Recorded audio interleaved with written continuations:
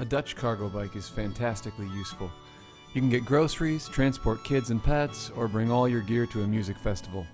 It's also fantastically expensive to buy, somewhere around $2,000 and up. Fortunately, I was able to build one for next to nothing, and in this video, I'll show you how I did that.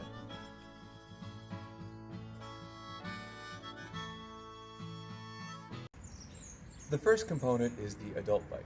Things to consider: be sure this is a steel frame bike. You can use a classic Schwinn like I've done here, or you could get a mountain bike, which I would recommend, with a steel frame. If you have one laying around, go ahead and use that.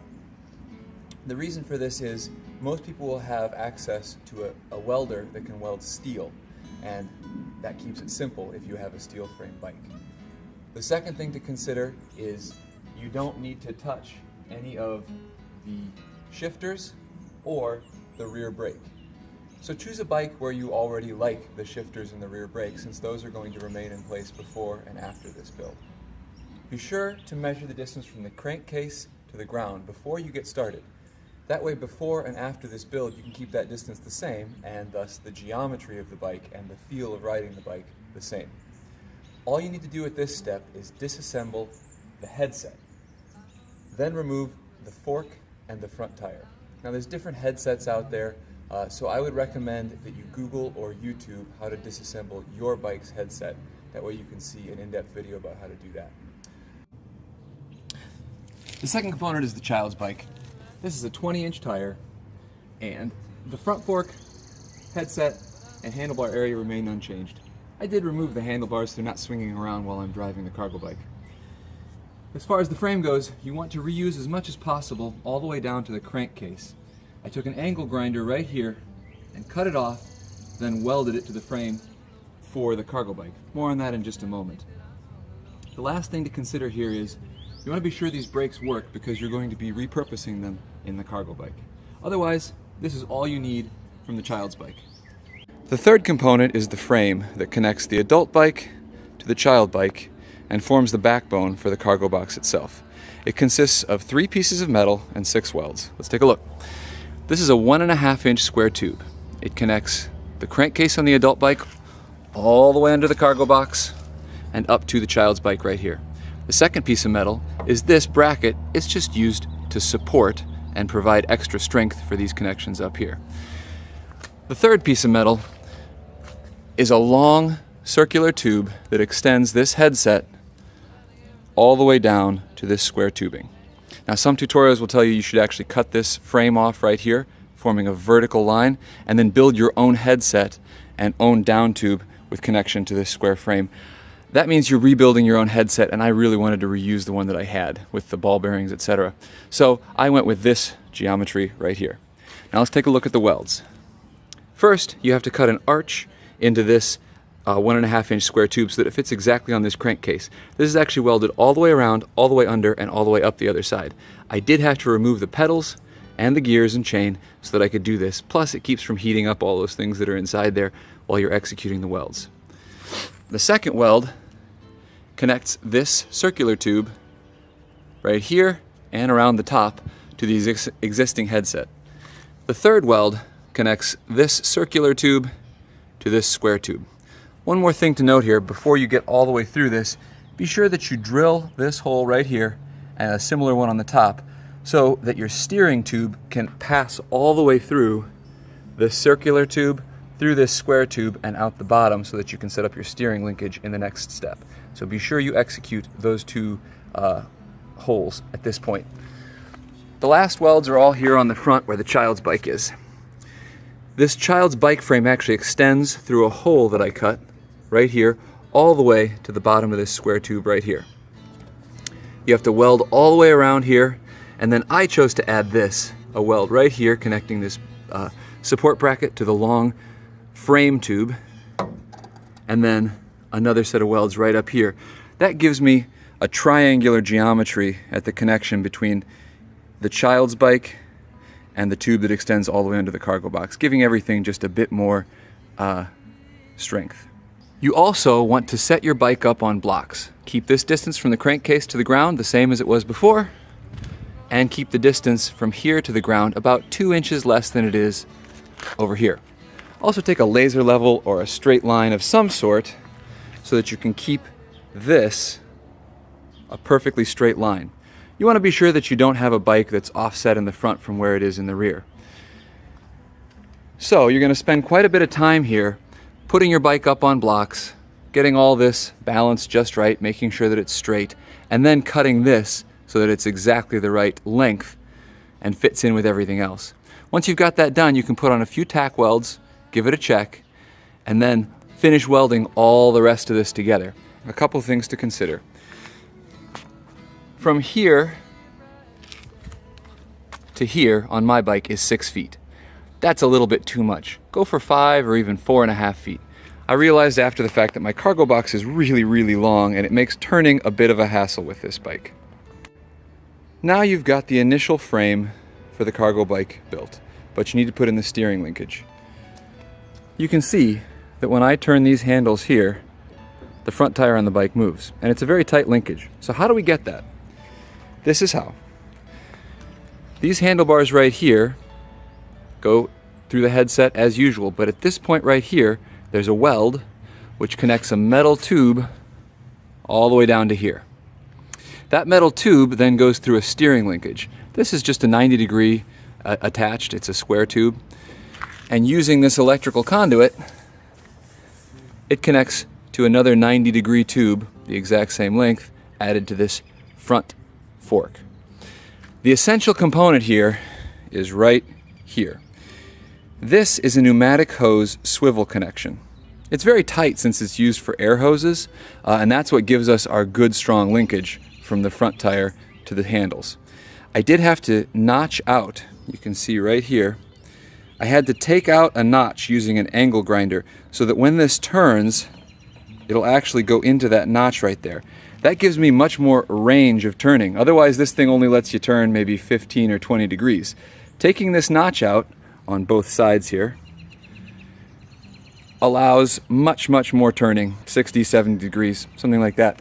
And of course, back here, we have that exact same pneumatic hose connection with the exact same notch taken out. So, to assemble this, you have to take your headset, weld on a length of tube all the way down to here, and then you can either weld, or in my case, bolt another piece of tube out to here. This tube is about 10 inches long.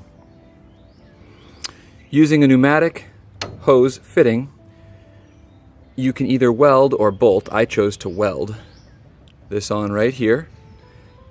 Cut your notches, and then bend a piece of 1/2-inch electrical conduit into the right shape to make the same connection up here.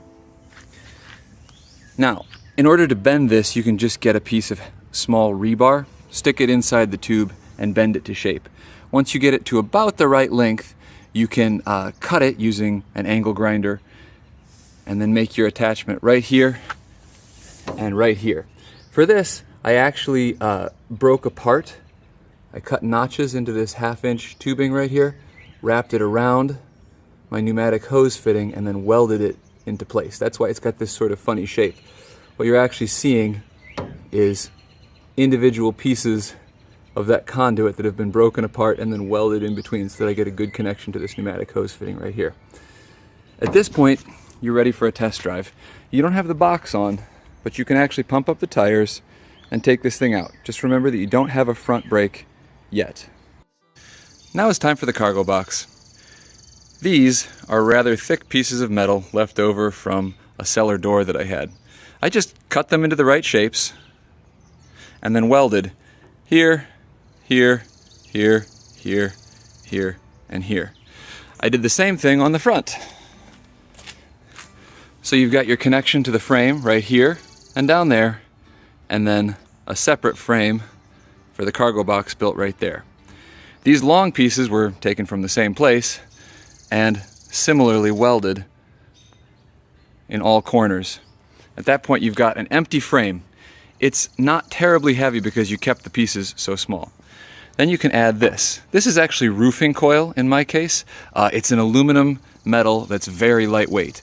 In order to get this connection, I use something called Fuse It, but it's just an epoxy polymer sort of thing that's used whenever you have metal-to-metal connections. You can see it's a bit dirty under here where my fingers touched it. But what it does is it provides the equivalent of a real metal weld between your aluminum here and your steel here.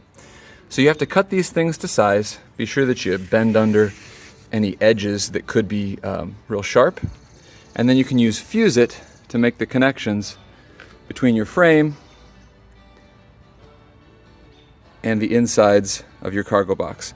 This provides something that's very lightweight, but also very strong. Now the last thing, the floor right here is extra reinforced. Let me tip the bike on its side so you can see what I mean. I was fortunate enough to have that steel door that I mentioned. Well, it had some really large plates of metal. So I've got this, and this reinforcing, as well as a steel plate running all the way along here. That gives the floor of my cargo bike quite a bit more resilience. You should go for as many reinforcements like that as you can without adding a ton of weight. You could even add more than I have so that your floor is extra strong.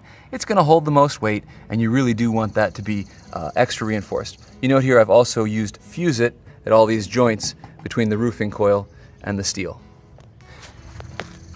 Now this cargo box is about 4 feet long from end to end, and about 5 or maybe 5.5 feet at the top, and about 1.5 feet tall. But you can make it however your needs suit. Last up, if you're going to be carrying something that needs a seat, you can build a seat. You can bolt it into place, fuse it into place, and be sure you put in a seat belt. I don't have mine in here right now because I've been carrying things, but put in a seat belt if you're going to have kids. You can attach it to the frame here, and then buckle it in the middle around those kiddos. The last piece to add is the brakes. You've already got back brakes because they're part of the adult bike, but the front brakes need to be reestablished. This is going to have to be a very long wire. I was unable to find one at a bike store that was long enough, so instead I got some picture frame hanging wire. It was the extra super tension, and it's just thin enough that it will fit through all of these tubes for a brake line just like usual. Now you do have to do some extra steps here. Buy some of these tubes from your local bike shop or online, and you're going to have to get them set so that this cable is under tension all the way back. So you see here it travels its normal path, but then when it gets to here, I tack welded this in place. I continue inside of a plastic tube, under the bike, and then here, this continues all the way under the cargo box. Right there, it reaches the plastic tube again and comes up here so that when I pull on this, my front brake is actually engaged. That way you have front and back brakes. I would recommend adding disc brakes if you can afford it. This bike right here actually does okay. I never ride it very fast and I don't need to brake quickly, but disc brakes are really a great idea for a bike like this that's so big. Also, if you have trouble getting up hills, you may consider putting in an electric motor and battery. I chose not to because I don't really have that much trouble with it, but if you're going long distances or you need a little extra help, that's certainly something to consider. There you have it. An adult bike in the rear, a kid's bike up front, a cargo bike in between with some welding to attach it all, and it's a cargo bike. It's a really useful thing that we ride multiple times a day. I hope this inspires you to get building too.